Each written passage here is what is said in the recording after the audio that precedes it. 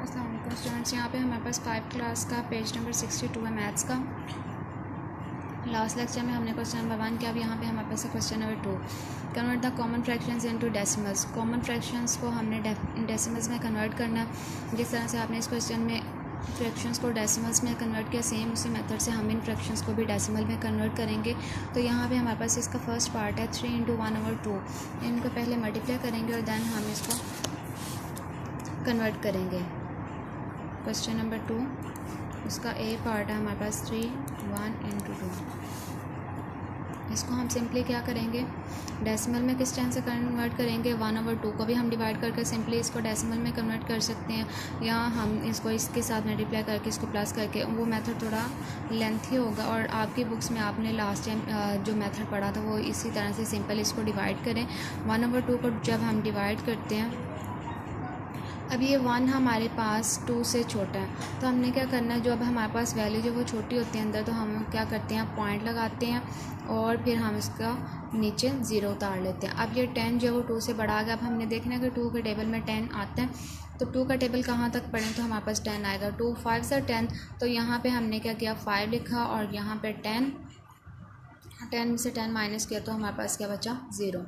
ठीक है, और ये हमारे पास ये पॉइंट में कन्वर्ट हो गया। अब इस 1/2 की जगह पे हम क्या करेंगे, ये 0.5 जो आंसर आया वो लिख लेंगे, ये 0.5। ठीक है, ये हमारा आंसर होगा।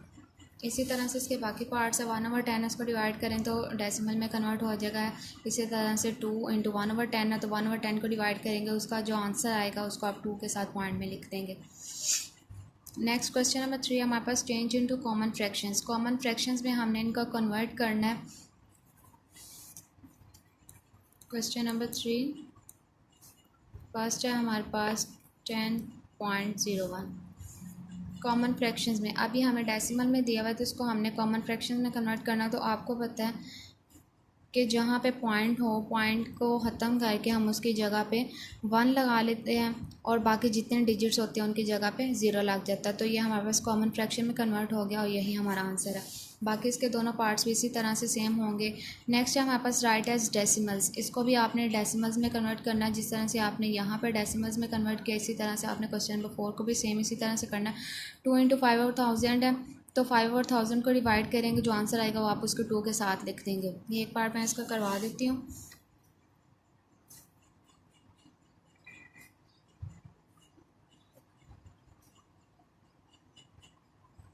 टू इंटू 5/1000, तो 5/1000 को हम डिवाइड करेंगे। अब 5 इससे छोटा है, तो क्या होगा हमारे पास, हम पॉइंट लगाएंगे और 0 उतार लेंगे। अब 50 है, तो 50 अभी भी छोटा है, तो एक को ऊपर 0 लगाएंगे, फिर हमारे पास नीचे 0 आ जाएगा। अभी भी ये हमारे पास छोटा है, तो ये पॉइंट लगा हुआ है, तो एक पॉइंट जब लगा हो तो उसकी जगह पे हम जस्ट एक 0 उतार सकते हैं। तो एक 0 हमने उतार लिया था, फिर दूसरा हमने ऊपर 0 लगा के फिर नीचे 0 उतारना। फिर नेक्स्ट हमारे पास पॉइंट है, उस पॉइंट की वजह से हमने नेक्स्ट 0 लगा लिया। अब ये हमारे पास क्या है, 5000 आ गया। तो ये 5000 जो है हमारे पास 1000 के टेबल में आ सकते हैं। 1000 5 ज़ा 5000, तो इस तरह से हम इसको 1000 5 ज़ा 5000 लिख लेंगे। और ये हमारे पास 0 में 0 0 और 5 में से 5 0। ठीक है, माइनस करके यानी कि हमारे पास कुछ भी नहीं बचा। तो ये जो आंसर आएगा इसको हम इस वैल्यू के साथ लिखेंगे 2.05।